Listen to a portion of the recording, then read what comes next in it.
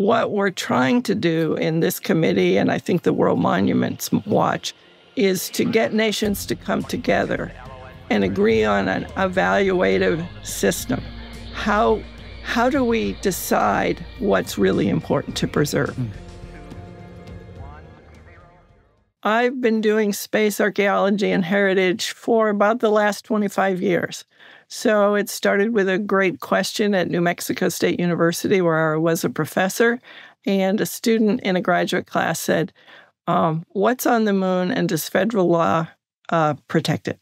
And I've been running with that question since. So luckily, I'm with some like-minded colleagues, and we are interested in trying to find ways internationally as nations concerned with heritage to protect those significant places and artifacts on the moon. Thank you so much for that introduction. And what a fascinating mission to have. What a fascinating thing to be working on. Thing feels very reductive. I apologize. What you're working on is just so fascinating. And I bet a lot of people just at the outset, they go, space archaeology, how does that even work? I'm sure that's like the first question you often get. We do. We often do. And then people say, have you been there to work? And I say, no, I have not. I have received some grants, but they were never that big to get back to the moon. Oh, who knows? Maybe one day, right? But it is what you've been working on, what you are working on is such a timely issue, especially right now with so many private missions going to the moon. More nations making their way to the moon. It's wonderful to know that people are thinking about these really interesting questions, but also the question becomes to me, what are we going to do about it? What can be done? And what is in place right now enough to protect what is there? So before I get ahead of myself, when we're talking about protecting heritage sites on the moon, can you give me a sense of what we're talking about? Is it literally everything or just certain things? No, we don't protect everything here on Earth. And we have sets of criteria in the United States, the National Historic Preservation Act, that lays out criteria for evaluating what's significant. So what we're trying to do in this committee, and I think the World Monuments Watch, is to get nations to come together and agree on an evaluative system. How do we decide what's really important to preserve? How do we get together, and then how do we preserve it ourselves? Because we have a heritage, the United States does, so does the USSR, Russia, China. And how do we honor and respect each other's antiquities? And it's only been, 55 and a half years since we first stepped on the moon? Yeah, that's an archaeological blink. Yes. So that's really the thrust. And it started, as I said, 25 years ago with a good question by a student. And then the state of California and the state of New Mexico put Tranquility Base, the first lunar landing site, on their respective state registers. Now, that doesn't mean New Mexico or California owns it, but they recognize and respect that as a significant property to which they contributed. They helped get those guys to the moon. Yes.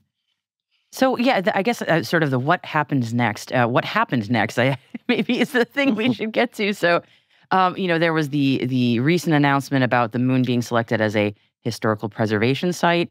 I think, as I'm sort of a space nerd, I understood what that meant, but I know in the sort of general public, a lot of people, I just went question mark. I don't quite understand how that works, what that means, why it's necessary, and again, sort of, are we talking about just the first footsteps? Are we talking about everything? So backing up a little bit, how did you help inform the committee about, why this all needs to be protected? Well, I think based on the question and looking at the last 25 years, the USSR put the first robotic on the moon, Luna 2, in 1959.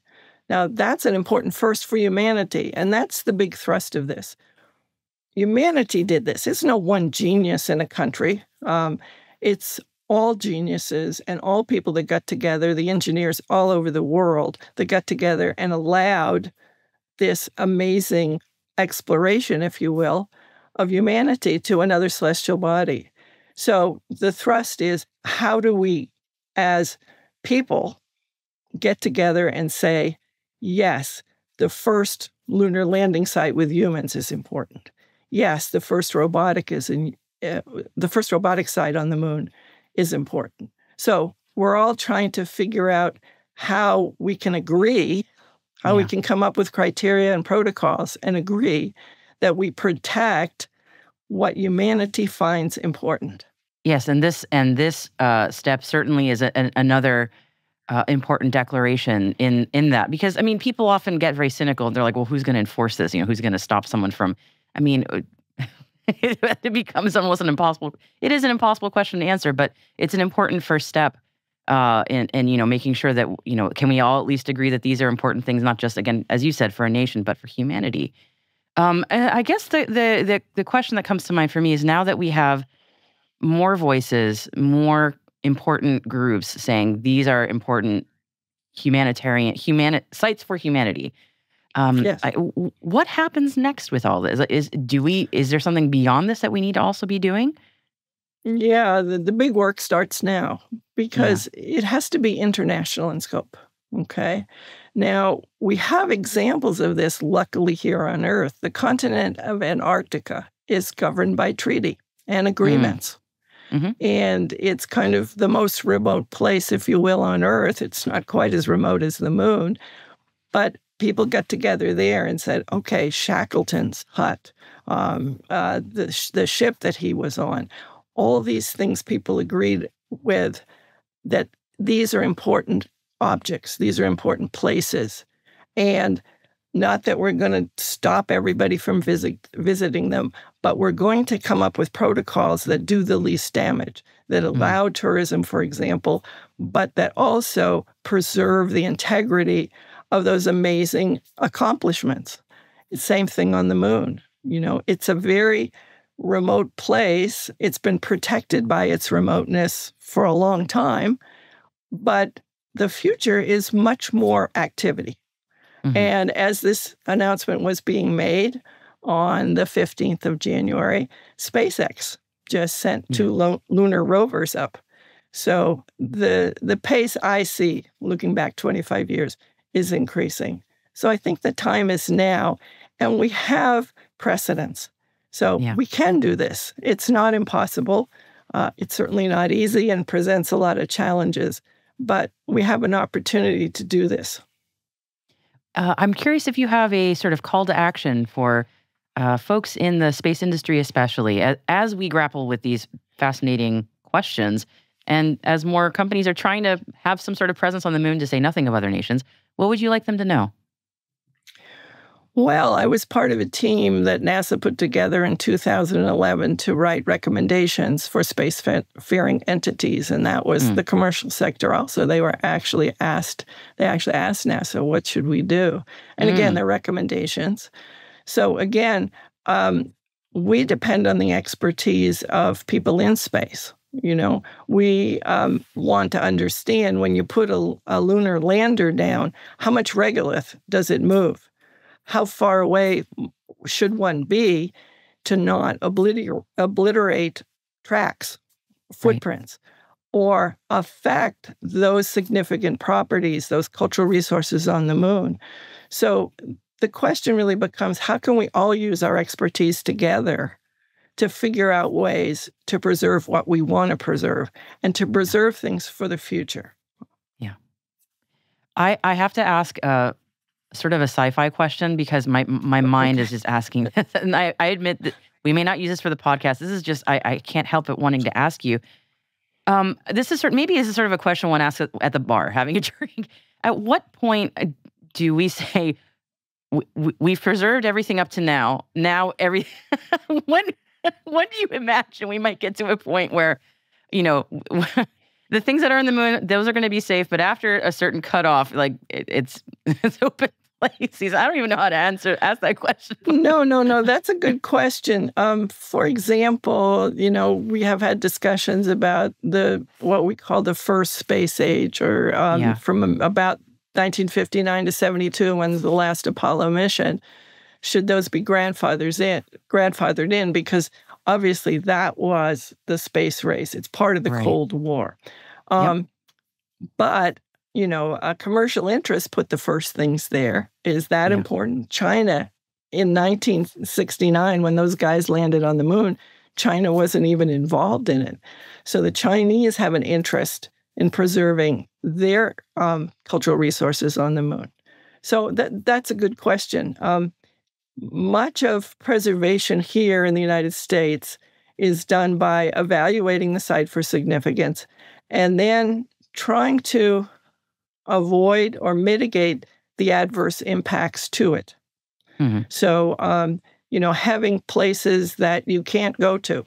We have a World Heritage Site right here in New Mexico called Chaco Canyon. It's available for people to see. It's an amazing site, but there are restrictions on what you can do at Chaco Canyon, and you can't take the artifacts away from there. So again, we have these protocols, not just in the United States, but all over the world.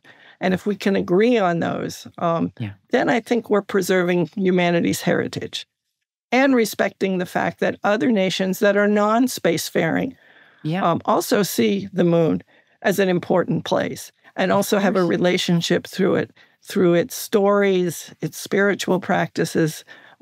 So again, I can't emphasize enough the fact that humanity has to decide these things, because this is our big chance for me. This is our big moment. It is a crucial moment indeed. Dr. O'Leary, you've given me a lot to think about, and thank you for answering my sort of weird question at the end there. I guess that was a good question, actually. It's one of those things. Like my family's Greek, and my mother worked on an archaeological dig in the 70s on Santorini, and it's I've archaeology in Greece is something where not the same at all as the moon. But, you can't dig anywhere without hitting something of historical value. And it becomes a we can't save everything sort of mentality is sort of what I've understood. And I know we're nowhere near that with the moon. I mean, we're nowhere near that. But one day, who knows? So my brain just couldn't help but think, hundreds of years from now, what would that look like? Yeah, anyway. I had the opportunity to go to Greece. It was on my bucket list. I mean, to go to the museum in Athens, I went to Loutraki, I went to Corinth, and I saw some, and it was just amazing. And, being in a place where something happened, say 5,000 years ago, and seeing the structures around you, that feeling, that association, that perception of the past is really important. And even though this stuff on the moon is pretty recent, it will become in the future the past. Yeah, you think about these things every day, and that's got to be so fun. It is fun. It is fun. Yeah, but no. Some people say, "Well, can you dig there?" And there's not much to dig, but one day, who knows? You're living in the future while thinking about the past at the same time is just a really like the future past. That's perfect. Anyway, that's a perfect way of explaining it. Yep. I appreciate that. Thank you. Dr. O'Leary, you've given me a lot to think about, and I'll be seeing my mom later today, and I'll be telling her about this conversation too, because this is something that we talk about a lot. So I really appreciate your time and that you made a special trip to speak to me. So thank you. I really cannot thank you enough. It's been a pleasure speaking with you. Afgaristo. Oh, parakalo. That's it, though. That's totally fine. I forgot to ask the general polite question, and we can edit this part in later. If there's anything you wanted to leave the audience with, I'd like sort of a final thoughts, or if there's anything you want people to know. I in my excitement, I forgot to ask you that. So I'm going to pretend I asked you this earlier. If there's anything you want to just let people know, have them think about as your sort of parting words. Well, as you can tell, I'm older, and I remember when Neil Armstrong stepped on the surface of the moon in 1969, and I know that many people have seen the footage from there. Just to remember that there are critical and extraordinary moments in the history of humanity, and I think they deserve our attention, and they deserve a chance to exist in the world to the future.